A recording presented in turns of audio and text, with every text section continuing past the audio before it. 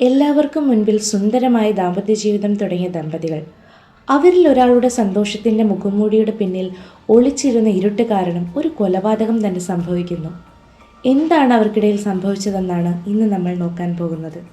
Welcome to crime folio. 2025 May 11 മധ്യപ്രദേശിലെ ഇൻഡോറിൽ നിന്നുള്ള രാജ രഘുവംശി സോനുവിനെ ഗംഭീരമായ ആഘോഷത്തോടെ വിവാഹം കഴിക്കുന്നു. രാജ ഇൻഡോറിലെ തന്നെ ഒരു ധനിക ബിസിനസ് കുടുംബത്തിൽ നിന്നുള്ള ആളായിരുന്നു. രണ്ടുപേരുടെയും വിവാഹം വീട്ടുകാർ നിശ്ചയിച്ചതായിരുന്നു. അവർ രണ്ടുപേരും വളരെയധികം സന്തോഷത്തിലായിരുന്നുവെന്ന് വിവാഹ ചിത്രങ്ങൾ കണ്ടാൽ തന്നെ നമുക്കറിയാൻ സാധിക്കും. മെയ് 11 അവരുടെ വിവാഹം നടന്നത്. ആഘോഷങ്ങൾക്ക് ശേഷം ദമ്പതികൾ ഹണിമൂൺ പോകാനായി തീരുമാനിക്കുന്നു. രാജ ഒരുപാട് സ്ഥലങ്ങളിൽ പോയിട്ടുള്ള വ്യക്തിയായിരുന്നു. അങ്ങനെ രാജ ഇതുവരെ പോയിട്ടില്ലാത്ത മേഘാലയയിലേക്ക് പോകാനായി അവർ രണ്ടുപേരും ചേർന്ന് തീരുമാനിക്കുന്നു. 2025 മെയ് 20 അവർ ആദ്യം അസമിലെ കാമാഖ്യ ദേവി ക്ഷേത്രം സന്ദർശിച്ച് പ്രാർത്ഥിക്കുകയും അനുഗ്രഹം തേടുകയും ചെയ്തിരുന്നു. മെയ് 22 സോനുവും രാജയും ഗുവാഹത്തിയിൽ നിന്ന് മേഘാലയയിലേക്ക് യാത്ര ആരംഭിച്ചു. അതേ ദിവസം തന്നെ അവർ മേഘാലയയിലെ ഷില്ലോങ്ങിലെത്തി. മലായി കിഷ്ണോങ് ഗ്രാമത്തിലെ ഷിപ്ര ഹോം സ്റ്റേ എന്ന മനോഹരമായ ഹോം സ്റ്റേയിലാണ് ഇരുവരും താമസിച്ചത്.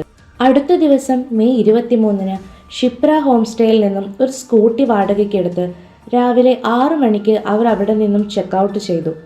വാടകയ്ക്കെടുത്ത സ്കൂട്ടിയുമായി അവർ മേഘാലയയിലെ പ്രശസ്തമായ വെള്ളച്ചാട്ടം കാണാനായി പുറപ്പെട്ടു. പോകുന്ന വഴിയിൽ വെച്ച് തന്നെ കാലാവസ്ഥ വളരെയധികം മോശമാകാൻ തുടങ്ങി. എന്നിട്ടും അവർ വെള്ളച്ചാട്ടം കാണാനായി തന്നെ പോകുന്നു. അവർ മുകളിലേക്ക് കയറുന്ന സമയത്ത് രാജയുടെ അമ്മ സോനുവിനെ ഫോണിൽ വിളിക്കുന്നു. സംഭാഷണത്തിനിടയിൽ സോനു, കയറ്റം കുത്തനെയുള്ളതാണ്, ഞങ്ങൾ ക്ഷീണിതരാണ്, വെള്ളച്ചാട്ടം കുറച്ചുകൂടി മുകളിലാണ്, അതിനാൽ ഞങ്ങൾ ഇനിയും മുന്നോട്ട് പോകേണ്ടി വരും എന്ന് പറയുന്നു.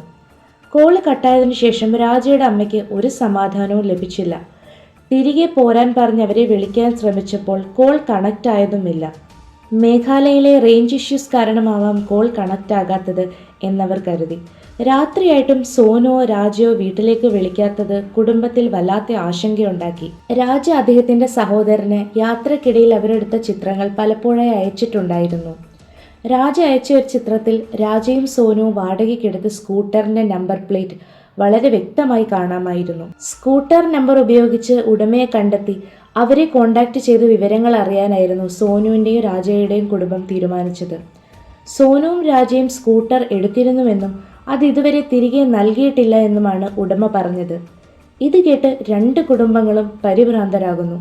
സമയം കളയാതെ രണ്ട് കുടുംബങ്ങളും മേഘാലയയിലേക്ക് ആളുകളെ അയക്കുന്നു. സോനുവിൻ്റെ സഹോദരനും രാജയുടെ സഹോദരനും അവിടേക്ക് പുറപ്പെടുന്നു. അടുത്ത ദിവസം രാവിലെ മെയ് 24 അവർ മേഘാലയയിലെത്തി. അതേ ദിവസം തന്നെ മെയ് 24 ഷില്ലോങ് പോലീസ് സ്റ്റേഷനിൽ അവർ പരാതിയും നൽകുന്നു. കനത്ത മഴ മെയ് 24 നടന്ന അന്വേഷണത്തിന് തടസ്സം സൃഷ്ടിച്ചു. പക്ഷേ മെയ് 25 രാവിലെ തിരച്ചിൽ പ്രവർത്തനം പൂർണ്ണ ശക്തിയോടെ വീണ്ടും ആരംഭിച്ചു.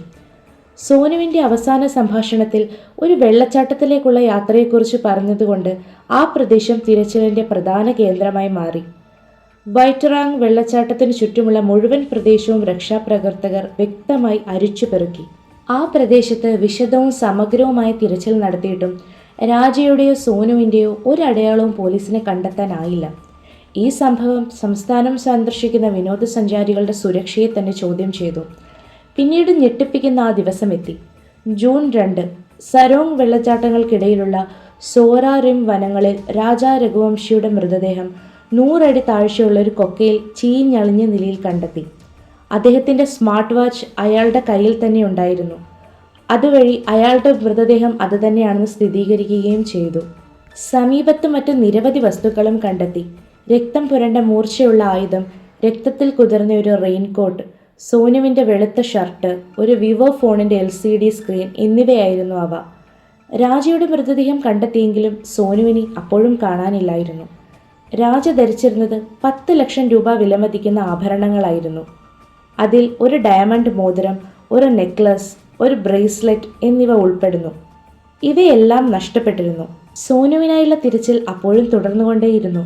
അപ്പോഴാണ് അപ്രതീക്ഷിതമായി ഒരു സാക്ഷി മുന്നോട്ടേക്ക് വന്നത്. കേസിന്റെ ദിശ പൂർണ്ണമായും മാറ്റുന്ന ഒരു സാക്ഷി. സോനുവും രാജയും ഷിപ്ര ഹോം സ്റ്റേയിൽ നിന്നും മടങ്ങുകയായിരുന്നു. അവർക്കൊരു ഗൈഡിനെ അവർ വാഗ്ദാനം ചെയ്തിരുന്നു. പക്ഷേ സോനു അത് നിരസിച്ചു. അതേ ഗൈഡ് മിസ്റ്റർ ആൽബർട്ട് പേഡ് മുന്നോട്ട് വന്ന് മേഘാലയ പോലീസിനോട് പറഞ്ഞു. മെയ് 22 ഉച്ചയ്ക്ക് ദമ്പതികൾ സിയാറ ഹോം സ്റ്റേയിൽ എത്തിയ ശേഷം അദ്ദേഹം അവർക്ക് ചില പ്രാദേശിക സ്ഥലങ്ങൾ കാണിച്ചു കൊടുത്തിരുന്നു. എന്നാൽ അടുത്ത ദിവസം രാവിലെ മൗലിൻ കിയാറ്റിലേക്ക് അവരോടൊപ്പം വരാൻ താല്പര്യമില്ലെന്ന് അവർ തീരുമാനിച്ചു. അടുത്ത ദിവസം രാവിലെ 10 മണിയോടെ മിസ്റ്റർ ആൽബർട്ട് സോനുവിനും രാജയും വീണ്ടും കണ്ടു. പക്ഷേ ഇത്തവണ അവർ തനിച്ചായിരുന്നില്ല. ഹിന്ദി സംസാരിക്കുന്ന 3 പുരുഷന്മാരും അവരുടെ കൂടെ ഉണ്ടായിരുന്നു. ഇംഗ്ലീഷ് മാത്രം കേട്ടാൽ മനസ്സിലാകുന്ന ആൽബർട്ടിന് അവർ സംസാരിച്ചത് എന്തെന്ന് മനസ്സിലായില്ല. ഈ വിവരം പോലീസിന്റെ അന്വേഷണത്തിന് വഴിത്തിരിവായി. പോലീസ് 42 വ്യത്യസ്ത ക്യാമറ ദൃശ്യങ്ങൾ പരിശോധിച്ചപ്പോൾ സോനുവിൻ്റെയും രാജയുടെയും കൂടെ 3 പുരുഷന്മാരെ കാണാൻ സാധിച്ചു. ഇവർ 3 പേരും ഒരു സ്കൂട്ടറിൽ യാത്ര ചെയ്തത് കണ്ടെത്തിയ പോലീസ് സ്കൂട്ടർ ഉടമയിൽ നിന്ന് അവരുടെ ID കാർഡ് കണ്ടെത്തുന്നു. ആൽബർട്ടിന് അവരിൽ ഒരാളെ തിരിച്ചറിയാൻ സാധിച്ചു. അന്വേഷണത്തിനൊടുവിൽ ആകാശ് രജത് പുരി, വിശാൽ ചോവാൻ, രാജ് കുഷ്യാഹ് എന്നിവരാണ് 3 പേർ എന്ന് കണ്ടെത്തി. ജൂൺ 7 ഇൻഡോർ പോലീസ് ആകാശ് രജത് പുരിയെ അറസ്റ്റ് ചെയ്തു. മറ്റ് 2 പേരെ പോലീസ് അന്വേഷിക്കാനും ആരംഭിച്ചു. 2025 ജൂൺ 8 സോനുവിനെ ഉത്തർപ്രദേശിൽ നിന്നും കണ്ടെത്തുന്നു. ഇതിനോടധികം പ്രതികൾ എല്ലാവരെയും ഞെട്ടിപ്പിക്കുന്ന സത്യം വെളിപ്പെടുത്തുന്നു. കൊലപാതകത്തിന്റെ മാസ്റ്റർ മൈൻഡ് സോനം രഘുവംശി തന്നെയായിരുന്നു. ഏകദേശം 3 വർഷങ്ങൾക്ക് മുൻപ് രാജ് കുഷ്യാഹ സോനുവിന്റെ സഹോദരന്റെ കമ്പനിയിൽ വെയർഹൌസ് മാനേജറായി ചേരുന്നു. പഠനം പൂർത്തിയാക്കിയ ശേഷം സോനുവും അവിടെ ജോലി ചെയ്യുന്നു. അവിടെ വെച്ച് ഇരുവരും പ്രണയത്തിലാകുന്നു. ഇതൊന്നും ആരും അറിഞ്ഞിരുന്നില്ല. ഇതിനിടയിൽ സോനുവിന്റെ വിവാഹം നിശ്ചയിക്കുന്നു. സോനു വിവാഹശേഷം ഭർത്താവായ രാജയെ കൊല്ലാമെന്ന് പദ്ധതിയിടുന്നു.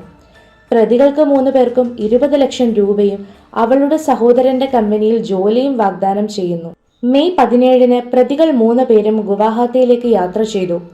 രാജ് അവർക്ക് 50,000 രൂപയും ഒരു മൊബൈൽ ഫോണും നൽകുന്നു. അവരുടെ സ്വകാര്യ നമ്പറുകൾ ഓഫാക്കി പുതിയ ഫോണിൽ മാത്രം ബന്ധപ്പെടാനും നിർദ്ദേശിച്ചു. രാജ് പിടിക്കപ്പെടാതിരിക്കാനായി ഒരു വ്യാജ സിം കാർഡും വാങ്ങിയിരുന്നു. രാജ് ആ 3 പേരോടൊപ്പം പോകാനിരുന്നതായിരുന്നുവെങ്കിലും താനും അപ്രത്യക്ഷനായാൽ പിടിക്കപ്പെടുമെന്ന് ഭയന്ന് അവസാന നിമിഷം അയാൾ പിന്മാറി. മെയ് 19 3 ഗൂഢാലോചനക്കാർ ഗുവാഹത്തിയിലെത്തി. അവിടെ എത്തിയവർ രാജയോട് സംസാരിക്കുകയും അവരുമായി അടുപ്പവും സ്ഥാപിച്ചു. അങ്ങനെ ഒരുമിച്ച് യാത്ര ചെയ്യാൻ അവർ തീരുമാനിച്ചു.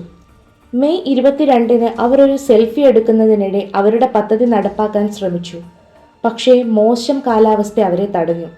രാജയെ കൊക്കയിലേക്ക് തള്ളിയിടാനായിരുന്നു സോനുവിന്റെ പ്ലാൻ. പക്ഷേ അന്നത് നടന്നില്ല. ഇതിനിടയിൽ സൂത്രത്തിൽ രാജയുടെ ആഭരണങ്ങൾ സോനു കൈക്കലാക്കുന്നു. വൈസ്ഡോങ് വെള്ളച്ചാട്ടത്തിൽ വെച്ച് വിശാൽ രാജയെ പിന്നിൽ നിന്ന് ആക്രമിച്ചു. സോനുവിന്റെ സഹായത്തോടെ അവനെ അവർ കൊക്കയിലേക്ക് തള്ളിയിടുകയും ചെയ്തു. അവരുടെ വസ്ത്രങ്ങളും ഫോണും തെളിവ് നശിപ്പിക്കാനായി ഉപേക്ഷിച്ചു. പിന്നീട് അവർ പല വഴിക്കായി പിരിഞ്ഞു. ഇത് പോലീസിന്റെ തുടരന്വേഷണത്തിൽ തെളിഞ്ഞ കാര്യങ്ങളാണ്. എന്നിരുന്നാലും അവശേഷിക്കുന്ന ഒരേ ഒരു ചോദ്യം, രാജനെ സ്നേഹിച്ചിരുന്നുവെങ്കിൽ സോനം രാജയെ എന്തിന് വിവാഹം ചെയ്തു? അവൾക്ക് വിവാഹത്തിൽ നിന്ന് വേണമെങ്കിൽ പിന്മാറാമായിരുന്നു. ഒരു പാവം ചെറുപ്പക്കാരൻ്റെ ജീവൻ എടുക്കേണ്ടിയിരുന്നില്ല. ഈ കേസിനെക്കുറിച്ചുള്ള നിങ്ങളുടെ അഭിപ്രായം എന്താണ്? മറ്റൊരു വീഡിയോയിലൂടെ കാണും വരേക്കും ബൈ.